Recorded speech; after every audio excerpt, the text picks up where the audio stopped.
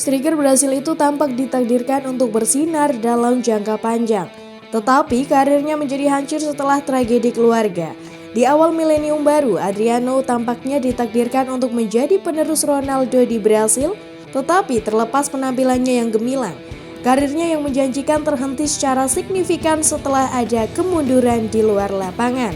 Setelah hengkang dari Flamengo sebagai pemain muda pada 2001, striker potensial itu membuat gebrakan di Serie A saat ia menjadi bintang di Parma, Fiorentina, dan akhirnya Inter Milan. Adriano juga tidak butuh waktu lama untuk meninggalkan jejaknya di tim nasional Brasil saat ia melakukan debutnya pada usia 18 tahun. Sebelum membentuk kuartet penyerang yang singkat bersama Ronaldo, Ronaldinho, dan Kaká, di performa terbaiknya sang penyerang muda adalah paket lengkap di depan gawang, diberkati dengan kecepatan, kontrol bola yang luar biasa, dan penyelesaian yang kuat. Adriano tampaknya memiliki dunia di kakinya. Tapi, saat dia mendekati level bintang pada 2004, penyerang Brasil itu menerima panggilan telepon yang pada akhirnya akan melumpuhkan karirnya dan membuatnya berjuang sendirian melawan kecanduan alkohol yang parah. Adriano memiliki seseorang ayah yang sangat menjaganya dan membuatnya tetap waras. Tetapi pada awal musim 2004-2005, sesuatu yang tidak terbayangkan terjadi. Dia mendapatkan telepon dari Brasil dan diberi tahu bahwa ayahnya telah meninggal. Ungkap mantan rekan setimnya di Inter Javier Zanetti pada 2017. Saya melihatnya menangis. Dia membanting telepon itu ke bawah dan mulai berteriak bahwa itu tidak mungkin. Sejak hari itu, Massimo Moratti dan saya memutuskan untuk menganggapnya seperti saudara dan melindunginya.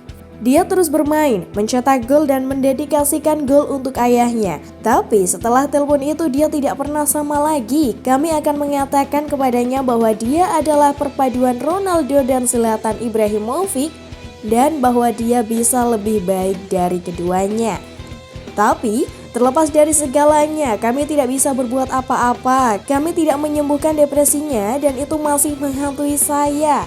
Seperti yang dicatat Zanetti, Adriano awalnya bertekad untuk membuat ayah tercintanya bangga dan memberikan penghormatan dengan 2 musim yang luar biasa di depan gawang yang membuatnya mencetak 47 gol untuk Inter dan 19 gol untuk Brasil.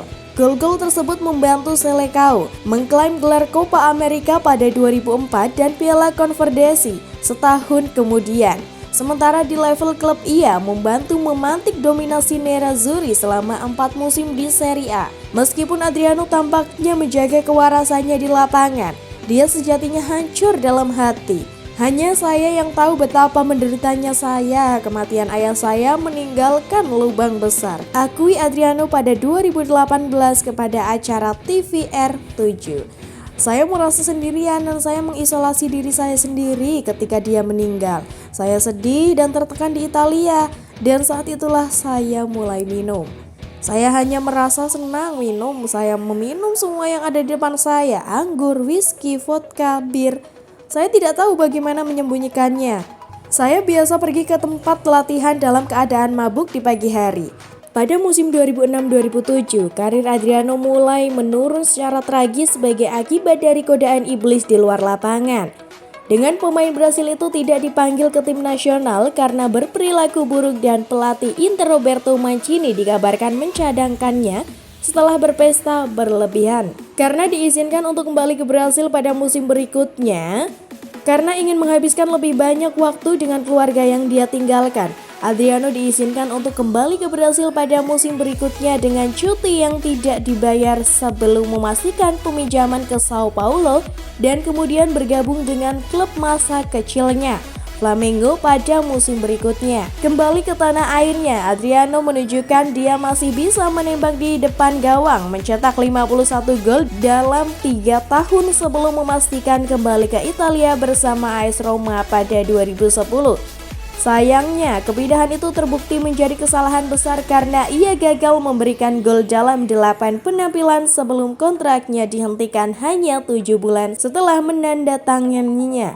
Kembali ke Brasil bersama Corinthians, Pada 2011, Adriano kemudian mengalami robek tendon Achilles yang membuatnya absen selama 6 bulan dan semakin merusak harapannya untuk bangkit. Periode singkat bersama Flamengo, Atletico Paranaense, dan bahkan Miami United kemudian menyusul, tetapi menjadi jelas di masing-masing klub bahwa Adriano telah melewati masa terbaiknya dan tidak memiliki dorongan semangat untuk memanfaatkan keterampilannya yang tersisa.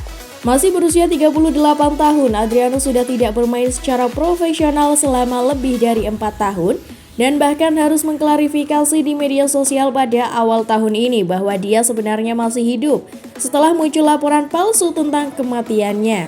Sementara Ibrahimovic yang seumuran dengan Adriano dan masih mencetak gol untuk AC Milan mengaku senang bermain bersama pemain Brasil itu di Inter dan yakin karir mantan rekannya itu harusnya bisa jauh lebih besar.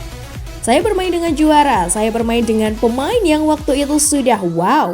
Saya bermain dengan pemain yang saya lihat adalah bakat dan bisa menjadi wow. Tapi saya rasa dia bisa bermain di atas yang lebih lama lagi. Tapi dia tidak melakukannya. Itu adalah Adriano ketika saya masih di Inter, kata Ibrahimovic kepada Sport Bible pada 2017.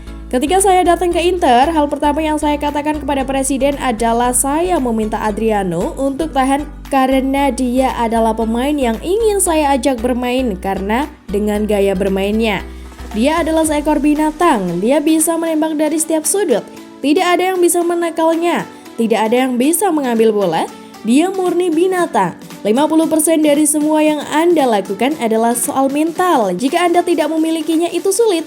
Dalam kasusnya, saya senang untuk bermain dengannya. Saya melihatnya, saya senang saya bermain dengannya dan melawan dia. Sayang sekali itu berlangsung sesingkat itu. Nah, itu dia rangkuman materi mengenai kisah Adriano, bintang Serie A yang belum berdamai dengan kematian sang ayahnya. Selalu dukung channel kami dengan cara like, comment, share, dan subscribe. Sampai jumpa lagi.